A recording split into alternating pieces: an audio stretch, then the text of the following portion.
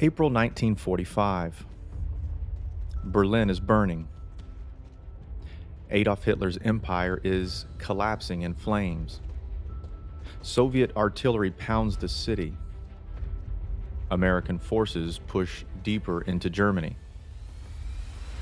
Concentration camps are being liberated. And the world is beginning to understand the true horrors of the Nazi regime. And at that very moment, while soldiers are still dying and survivors are barely stepping out of barbed wire, American intelligence officers are searching for something else. Not treasure, not stolen art, but people. Specifically, Nazi scientists. Within months, the United States would secretly recruit more than 1,600 German scientists, engineers, and technicians, many of them former members of the Nazi Party, and some implicated in war crimes, and bring them to America. The operation was called Operation Paperclip. It would shape the Cold War. It would fuel the space race. But it would also raise a haunting moral question. How far is a democracy willing to go in the name of national security? This is the History Podcast. I'm Jason Thomason. Let's get started.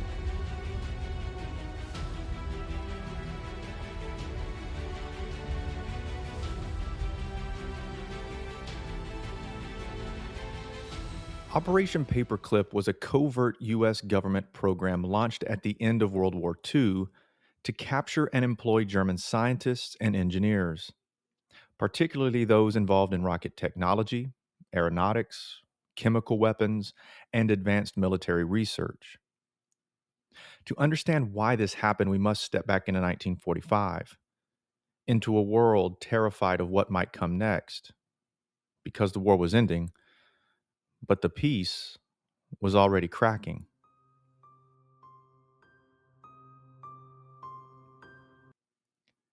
By early 1945, American intelligence agencies understood something critical. Nazi Germany had developed some of the most advanced military technology in the world. Among their most revolutionary weapons was the V-2 rocket, designed under the leadership of Wernher von Braun. The V-2 rocket was the world's first long-range guided ballistic missile.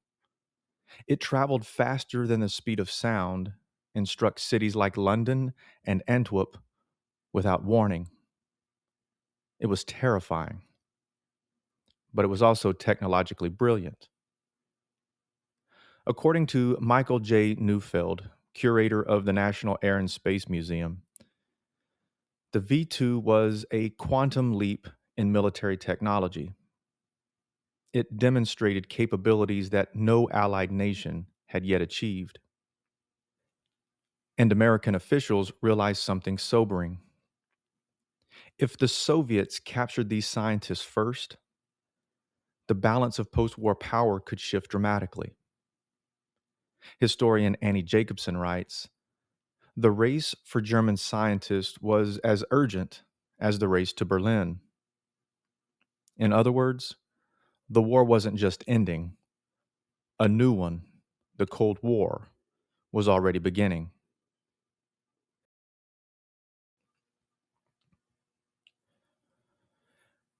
Before it was called Operation Paperclip, the program had another name, Operation Overcast. Officially, the program was meant to interrogate German scientists to gather intelligence. Unofficially, the goal was recruitment. American intelligence officers compiled lists of scientists they wanted: rocket engineers, aerodynamic experts, chemical weapons specialists, and aviation pioneers. But there was a problem.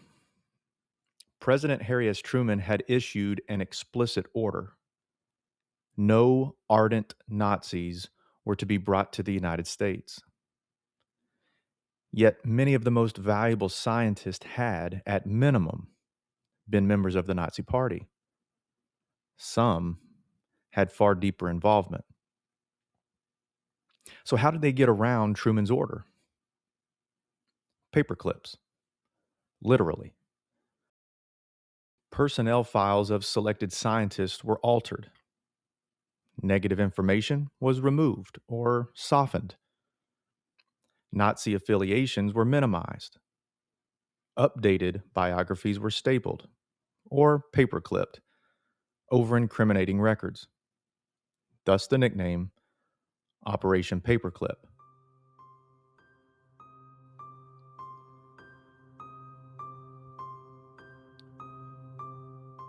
No figure represents the complexity of Operation Paperclip more than Wernher von Braun. To some Americans in the 1960s, he was the visionary architect of space travel, the man whose work made the moon landing possible. To others, especially Holocaust scholars and survivors, he was inseparably linked to slave labor and one of the Third Reich's most lethal weapons programs. Both of those images are true. And that tension is exactly what makes his story so powerful and so troubling. Von Braun's brilliance was unmistakable early. As a young engineer in Weimar, Germany, he was captivated by spaceflight, inspired by writers like Hermann Oberth and the science fiction imagination of the 1920s. But the path to the stars in 1930s Germany ran straight through the military. Under Adolf Hitler's regime, rocket research became a priority simply because it offered something revolutionary, a weapon that could strike an enemy city without warning and without risking German pilots. At the Peenemünde Army Research Center on the Baltic coast, von Braun became technical director of the V-2 program, the world's first long-range guided ballistic missile. The V-2 was a technological marvel. It could travel faster than the speed of sound, rise over 50 miles into the upper atmosphere, and then plunge toward its target at terrifying speed. When launched against London and Antwerp in 1944 and 45, there was no defense. No air raid siren could give sufficient warning. The explosion came first, and the sound followed. But the real horror of the V-2 program was not only where the rockets landed, it was where they were built. After Allied bombing raids severely damaged Peenemünde in 1943, production was moved underground to the Middelvark facility near Nordhausen. The labor force came from prisoners held at the Mittelbau-Dora concentration camp. Conditions there were catastrophic. Prisoners evacuated tunnels in solid rock. They worked 12 to 14-hour shifts in darkness filled with dust, fumes, and little ventilation. At first, there were no barracks. Prisoners slept inside the tunnels themselves, on the damp ground, surrounded by machinery and dead bodies. Food rations were starvation level. Beatings were routine. Executions were public. More than 20,000 prisoners died from starvation, disease, exhaustion, beatings, or hanging. A death toll that exceeded the number of civilians killed by V-2 strikes in Britain and Belgium. In one of history's bitterest ironies, more people died building the weapon than from its explosions.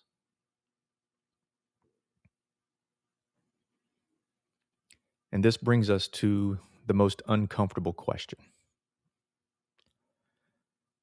To what degree did von Braun know? There is no serious debate that he visited Mittelvark. Survivors testified that he toured the tunnels. Documents confirm he was present at production meetings.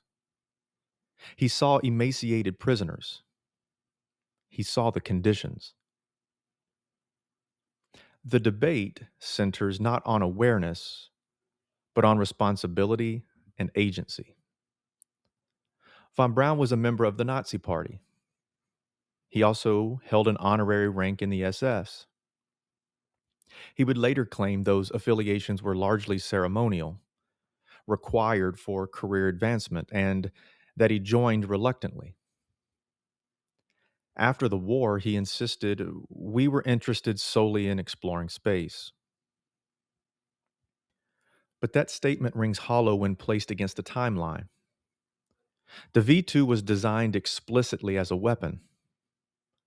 The German military designated it Vengeance Weapon 2. Historian Michael J. Neufeld, in his landmark biography, describes von Braun as morally compromised, but not a monster. Neufeld argues that von Braun was ambitious, technocratic, and willing to cooperate with a criminal regime to achieve his goals, but not a primary architect of the slave labor system itself. According to this view, von Braun's greatest flaw was moral blindness. He prioritized rockets over human cost.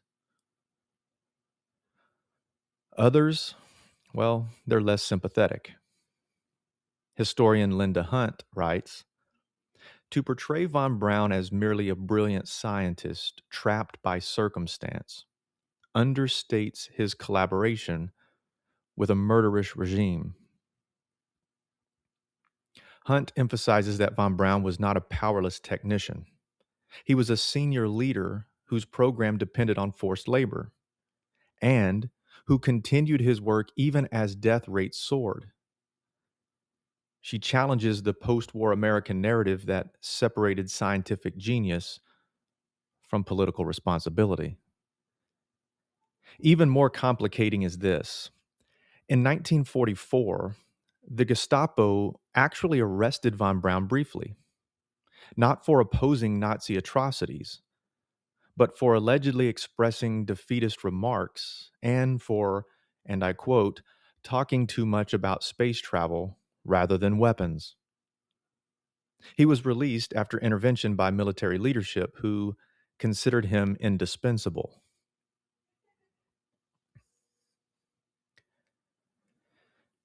That arrest has sometimes been used to suggest he was secretly anti Nazi, but the record suggests something else.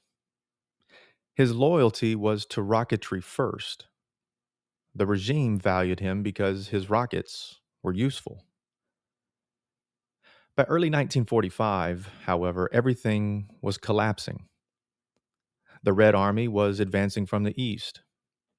American and British forces were pushing from the west. German cities were in rubble.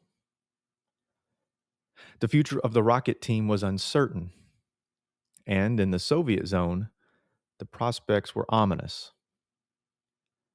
Soviet authorities were aggressively capturing German technical experts. Von Braun and his inner circle made a calculated decision.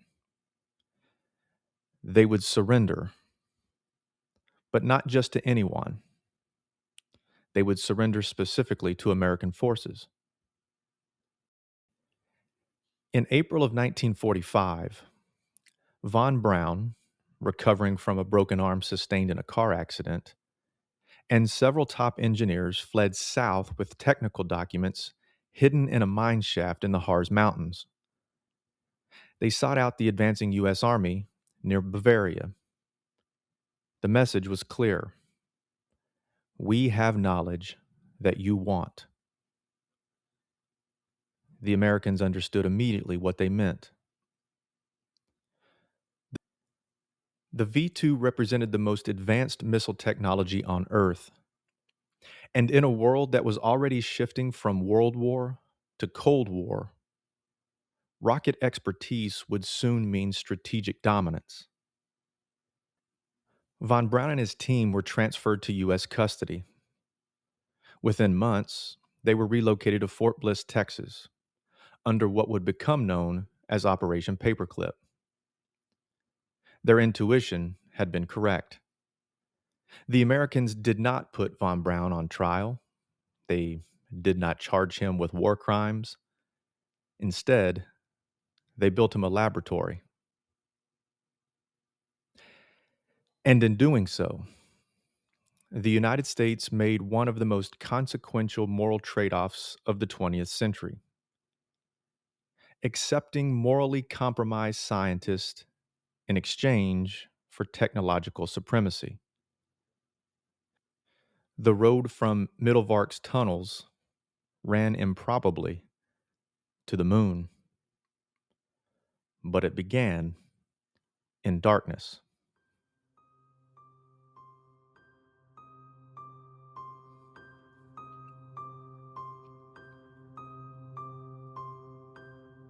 In reality, Operation Paperclip was not about justice, it was about advantage.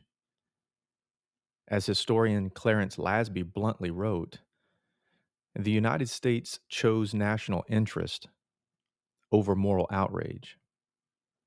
Many Americans were unaware of the program at the time. The horrors of the Holocaust were still being fully uncovered. The Nuremberg trials were prosecuting major Nazi war criminals. And yet, at the same time, some former Nazi scientists were being quietly welcomed into American research laboratories. The justification was straightforward. If we don't take them, the Soviets will. And that fear was not irrational. The Soviet Union was conducting its own operation, forcibly relocating German scientists to work inside the USSR. The competition had begun. In October of 1946, the Soviet Union launched Operation Osavayakin, during which thousands of German specialists were forcibly transported east. American officials interpreted this as a confirmation of their fears.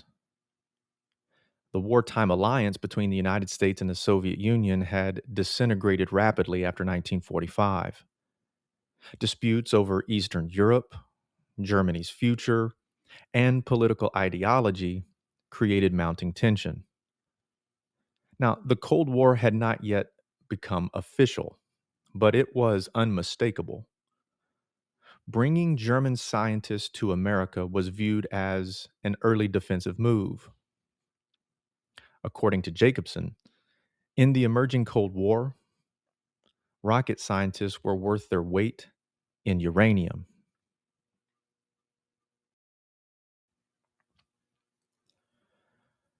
Operation Paperclip forces us to wrestle with certain questions. Can scientific achievement be separated from political evil? Does expertise erase responsibility? And is democracy compromised when it absorbs the knowledge of dictatorship? These questions remain debated today. Von Braun would eventually become a public hero of the American space program. He would help design the Saturn V rocket at NASA. And in July of 1969, when Apollo 11 landed on the moon, his work stood behind it. But the foundations of that achievement included forced labor. And that reality cannot be erased. But Operation Paperclip was far larger than one man. It was not just a rocket program. It became a sprawling effort that touched nearly every branch of military research, from aeronautics to chemical weapons to aviation medicine. And the deeper we go, the more complicated the story becomes. In 1945, the temporary program known as Operation Overcast formally evolved into Operation Paperclip. Oversight fell to a little known but extremely influential organization, the Joint Intelligence Objectives Agency, or JIOA. The JIOA operated under the War Department, and its job was clear: identify German scientists valuable to U.S. national security, evaluate their political backgrounds, and arrange for their relocation. But here is where reality clashed with policy. President Harry S. Truman had banned the recruitment of committed Nazis. Officially, anyone who had been more than nominal in their Nazi involvement was supposed to be excluded. But in practice, that standard quickly eroded. As historian John Gimble notes, by 1947, political reliability became secondary to technical usefulness. In simpler terms, if the scientist was important enough, past affiliations could be reconsidered or rewritten. Personnel reports were modified. Words like Nazi enthusiast were replaced with softer language like nominal party member. Negative intelligence was even sometimes omitted entirely. The Cold War pressure overrode moral caution. Between 1945 and 1959, approximately 1,600 German scientists, engineers, and technicians were relocated to the United States under Operation Paperclip. They were placed at Fort Bliss, Texas, White Sands Proving Ground, New Mexico, Wright Field in Ohio, Red Sand Arsenal in Alabama, and later at NASA facilities. Many came with their families. They were given housing. They were given contracts. In some cases, they were given clean reputations.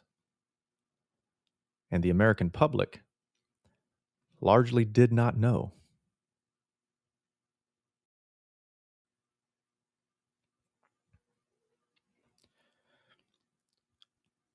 Most people associate Operation Paperclip with rockets and space travel, but that is only part of the story. Some of the recruited scientists were experts in chemical warfare and aviation medicine, fields deeply intertwined with human suffering during the Third Reich. For example, researchers who had worked on nerve agents like taboon and sarin were investigated for potential use in American chemical weapons programs. Nazi Germany had been a leader in organophosphate nerve agents, weapons far deadlier than mustard gas used in World War I.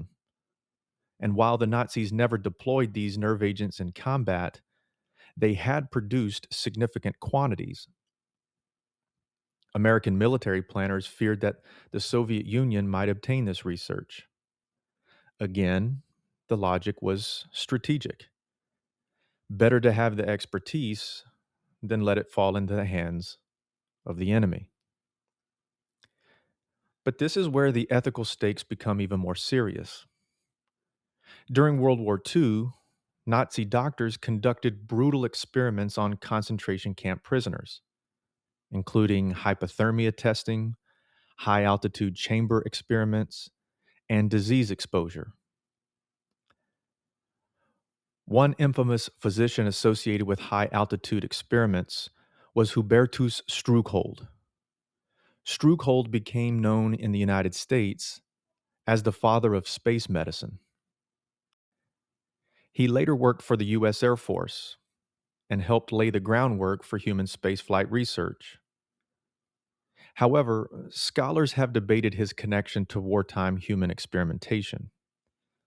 Some argue he directly participated or supervised research linked to concentration camps. Others claim the evidence is less direct, but still troubling. Historian Linda Hunt writes, the problem was not ignorance, it was silence. Military officials often knew enough to raise questions, but chose not to pursue them. Some of the scientific knowledge that helped America reach space was connected, directly or indirectly, to research first tested on prisoners who had no choice. And that fact changes how we think about progress.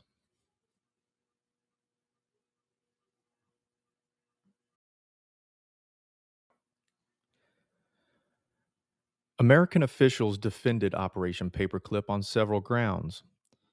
One, the Soviets were aggressively capturing German scientists. Two, rocket and aeronautical research would define future warfare. And three, the atomic age required rapid technological superiority. In 1949, the Soviet Union detonated its first atomic bomb. That event shocked American leaders. The Cold War became openly confrontational. The reasoning became even stronger. We cannot afford to fall behind. As historian Clarence Lasby observed, the moral debate was never resolved. It was just simply overtaken by geopolitics. In other words, fear of the Soviet Union drowned out ethical hesitation. Operation Paperclip was classified.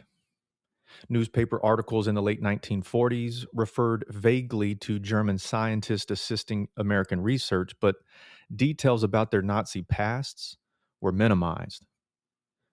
Many Americans assumed these were neutral scientists forced into service under Hitler. That was sometimes true, but not always. The secrecy extended into immigration paperwork. In several cases, visa applications were altered to hide problematic affiliations. This is important. Operation Paperclip was not illegal, but parts of it operated in deliberate secrecy, sometimes bending rules established by civil leadership. It illustrates an enduring tension in democratic systems. Who controls national security decisions? Elected officials? Military agencies? Intelligence services? Let's zoom in on one early location, Fort Bliss, Texas. In 1945 and 1946, German rocket scientists, including von Braun's team, were stationed there. They lived in relative comfort compared to post war Germany.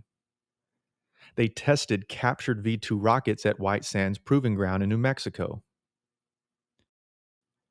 These rocket tests gave the U.S. Army crucial data about high speed flight, missile trajectories, and upper atmosphere conditions. Michael Neufeld describes this period as an apprenticeship phase for American rocketry. The United States was learning directly from former enemies. The irony was profound. Only months earlier, America had been fighting these same engineers across battlefields in Europe. And now, well, they were colleagues.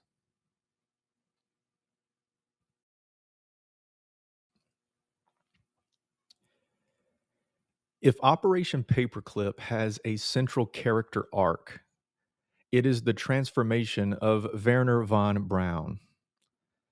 In Nazi Germany, he wore an SS uniform. In America, he wore a suit. By the 1950s, he had become a charismatic advocate of space exploration, working closely with the U.S. Army and later NASA. He appeared in television programs produced by Disney.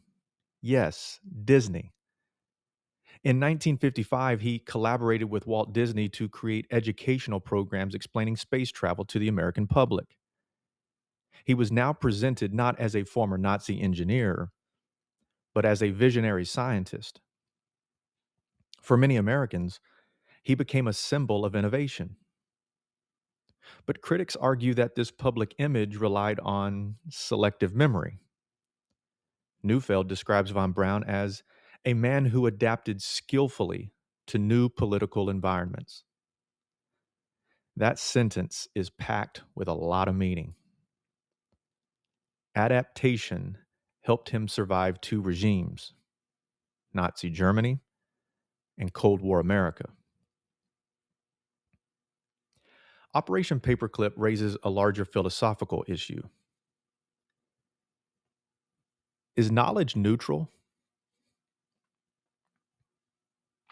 If a scientific discovery is made under an immoral regime, is it permanently tainted?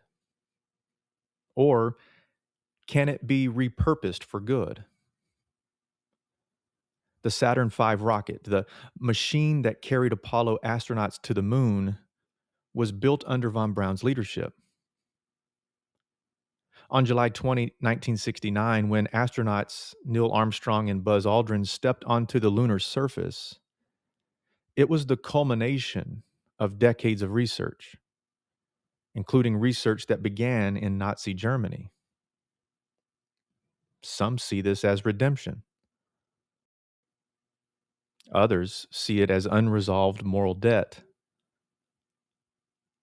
As Annie Jacobson writes, Operation Paperclip is a reminder that American victory in World War II did not erase moral ambiguity.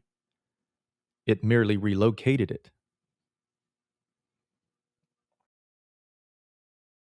For decades, Operation Paperclip remained relatively obscure. It was not widely taught in American schools. It did not feature prominently in early Cold War narratives. And much of the documentation remained classified until the 1970s and beyond. When researchers finally accessed records through the Freedom of Information Act, the fuller story emerged. Files showed altered backgrounds, ignored evidence, internal memos expressing concern. This delayed transparency shaped public understanding. By the time many Americans learned the details, well, the space race had already been won. The scientists were elderly or deceased. The context had shifted. Operation Paperclip did not happen in isolation. The Cold War era saw other controversial intelligence and research programs, covert CIA operations, nuclear arms testing in the atmosphere, and human radiation experiments. The 20th century repeatedly forced democracies to balance idealism with fear. Fear of communism, fear of nuclear war, fear of technological inferiority. The paperclip decision was made in that atmosphere. Understanding it requires understanding that fear, even if one ultimately criticizes the choice. But I think it's important now to turn to the most visible outcome of all that hidden work, the space race.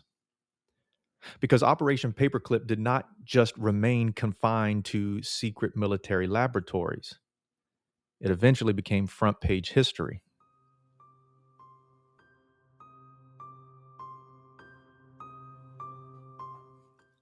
By the mid 1950s, tension between the United States and the Soviet Union had intensified dramatically.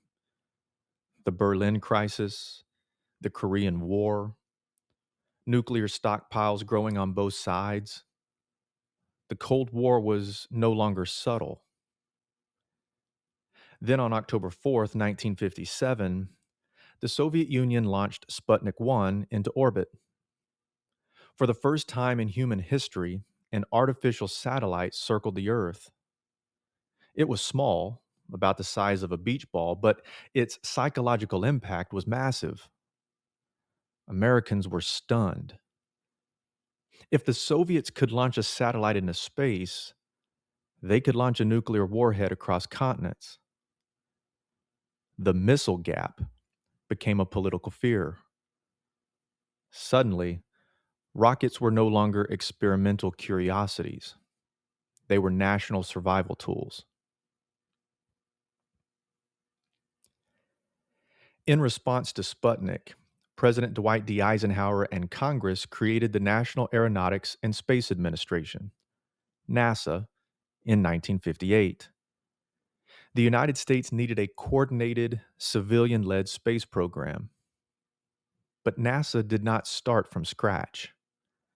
Much of its rocket expertise came from Army missile programs already underway, programs heavily shaped by former German engineers brought through Operation Paperclip.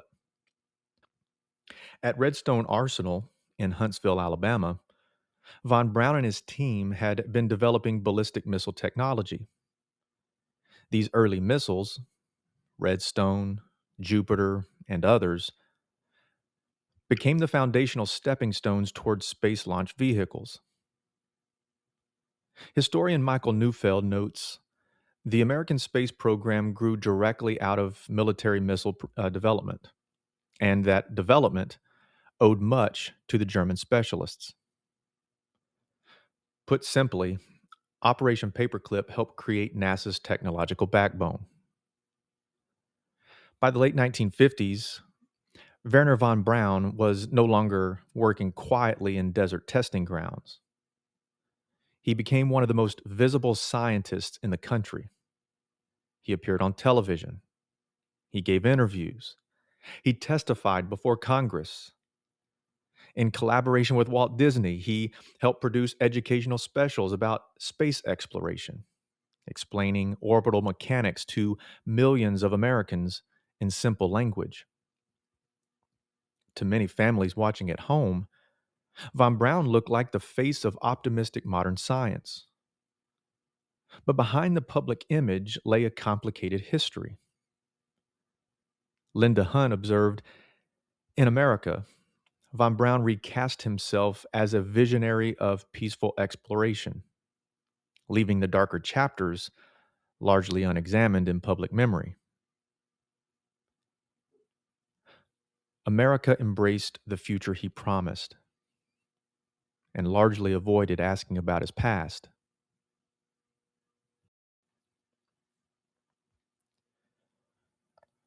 The early American space program unfolded in stages.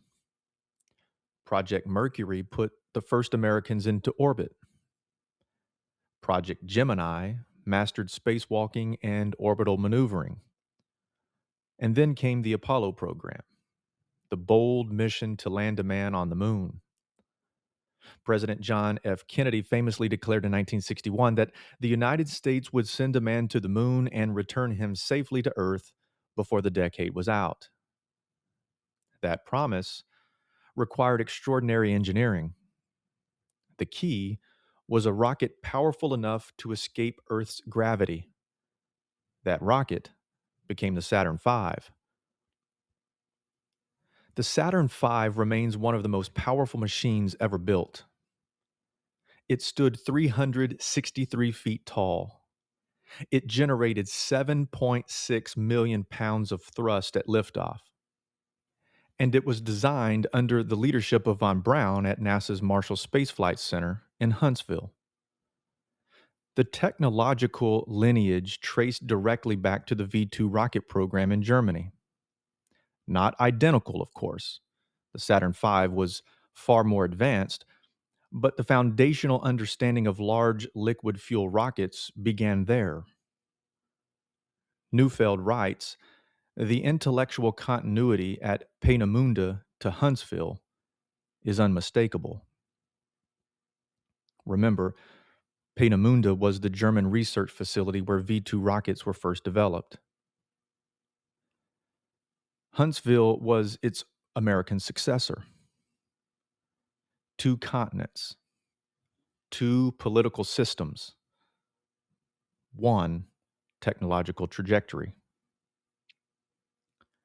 When Apollo 11 landed on the moon, hundreds of millions of people around the world watched.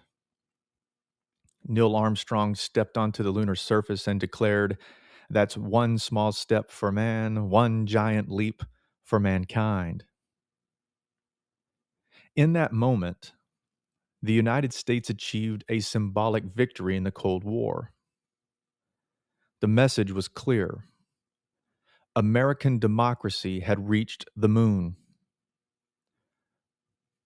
But here's the complexity: the rocket that carried Apollo 11 upward was built under the guidance of a former Nazi engineer brought to America through a classified post war program. This doesn't erase the achievement, but it adds layers to it. As Annie Jacobson argues, the triumph of Apollo cannot be separated from the history of those who made it possible.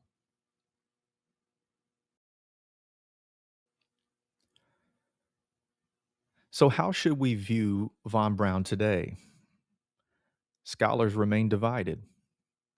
Some describe him as primarily driven by dreams of space exploration, a man who would have worked under any regime that allowed him to pursue rocketry. Others argue that ambition does not absolve collaboration. Newfield describes von Braun as politically flexible and ambitious, a technocrat first, ideological believer second.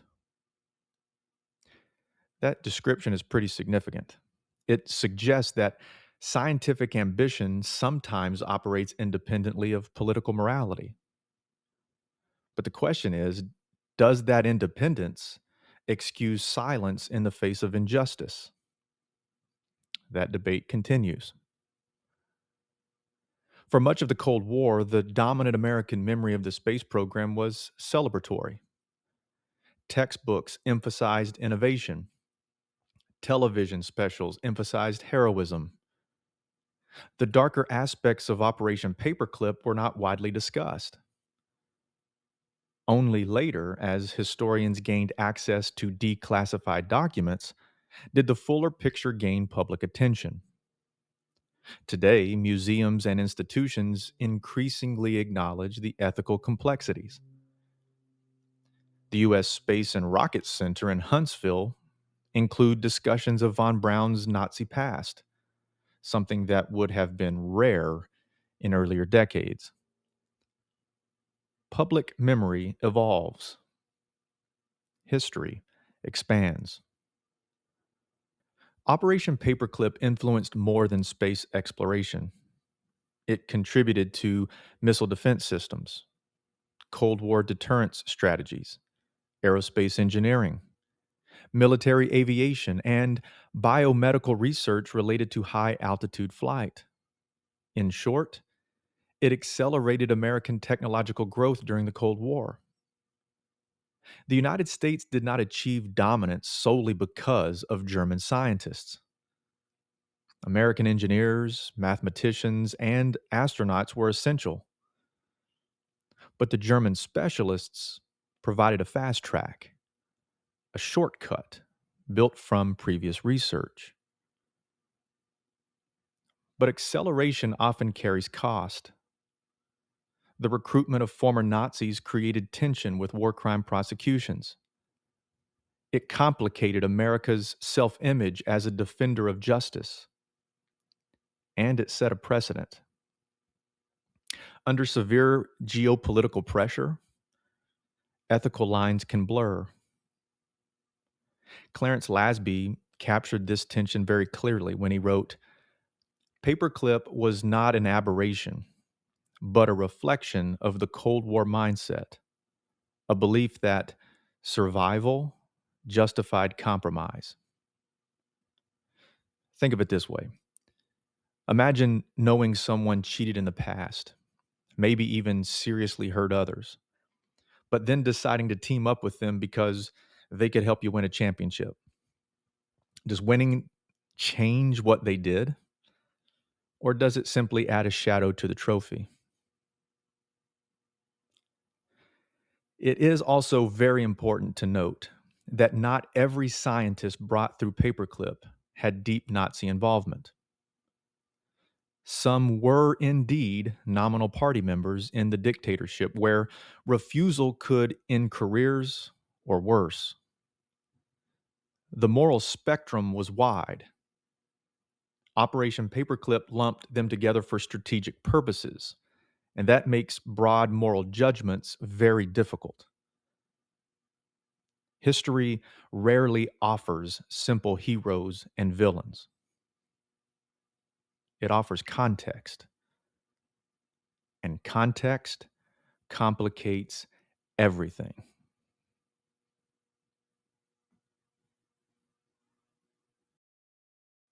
Historians tend to fall into three general interpretive camps when assessing Operation Paperclip.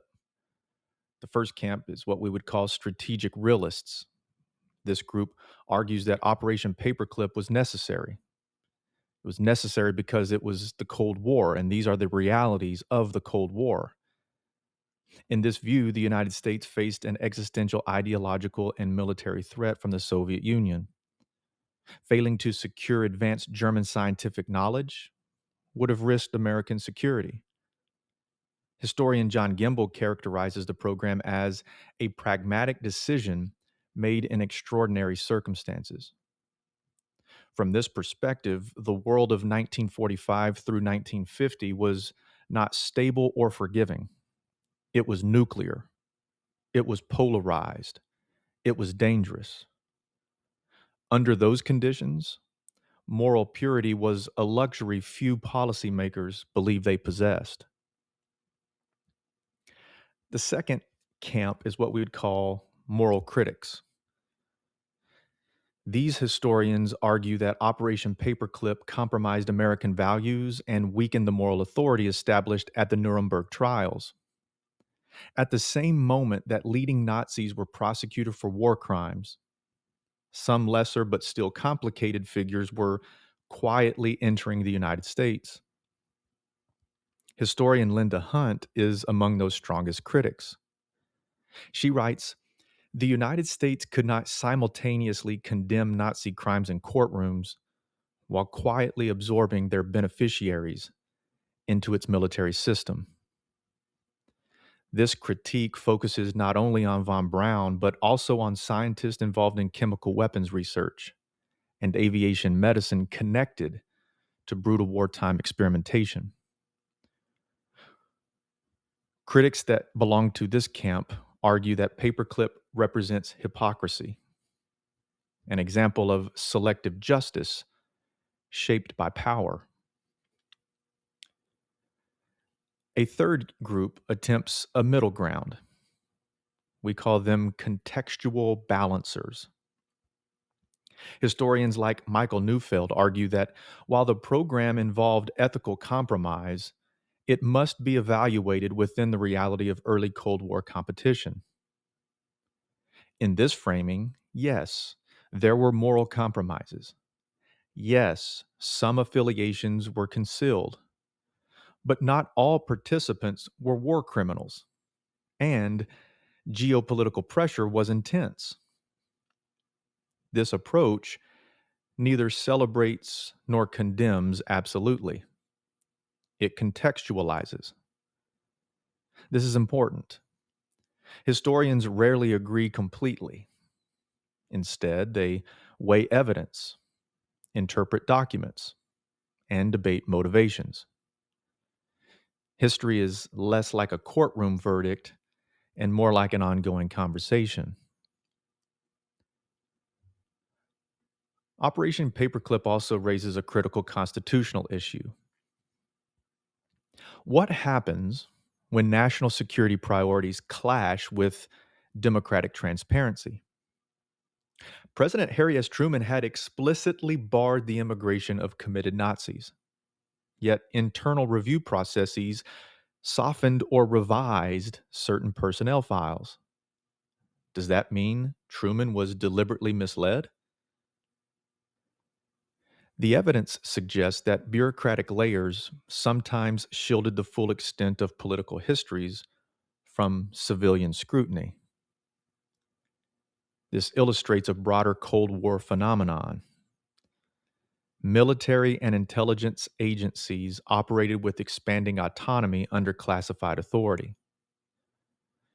Democracies depend on informed citizens, but Cold War secrecy often limited that information. Operation Paperclip, therefore, becomes not just a foreign policy story, but a domestic governance story.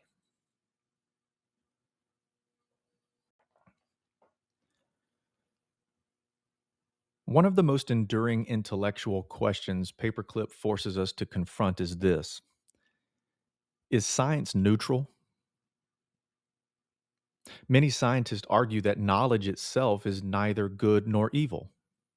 It is simply information. The morality lies in how it's used. But others counter that the conditions under which knowledge is produced matter. If data comes from torture, can it be ethically reused? If technological breakthroughs depend on exploitation, are they permanently shadowed? The V 2 rocket was a technological milestone, but it was also built using forced labor from concentration camp prisoners. When that engineering knowledge influenced later American rockets, did the moral stain carry forward? There is no universally accepted answer, which is precisely why Operation Paperclip remains so powerful as a teaching case. For decades, American public memory framed the space program as a triumph of freedom over communism. The image was simple: democracy beat dictatorship to the moon. But historical research complicates that image. The United States beat the Soviet Union using technology partially developed under Nazi dictatorship. This irony does not cancel American achievement, but it complicates the narrative. As Annie Jacobson writes, the myth of untainted victory dissolves under the weight of archival evidence. National identity often relies on simplified stories, but history expands those stories.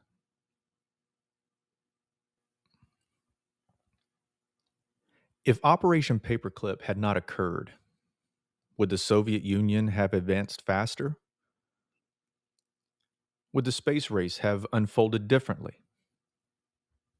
Would the Cold War balance of power have shifted? We cannot run history as an experiment. We can only analyze evidence. What we do know is this: the United States deliberately chose expertise over exclusion, security over strict moral consistency, acceleration over reflection. Clarence Lasby's conclusion remains sobering.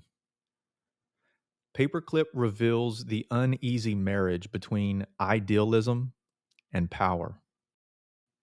Operation Paperclip forces us to hold two truths at once.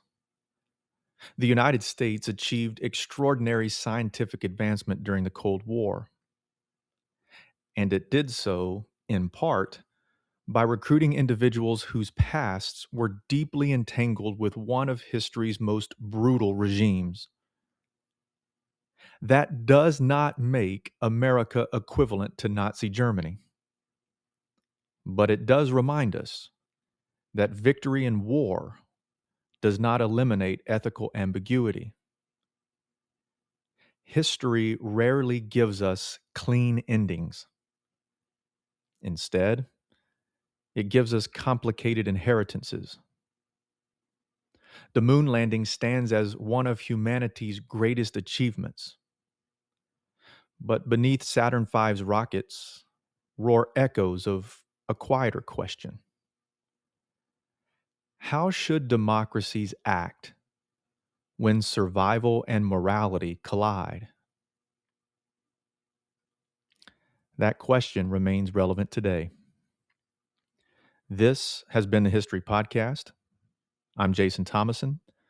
Thanks for joining me. We'll see you next time.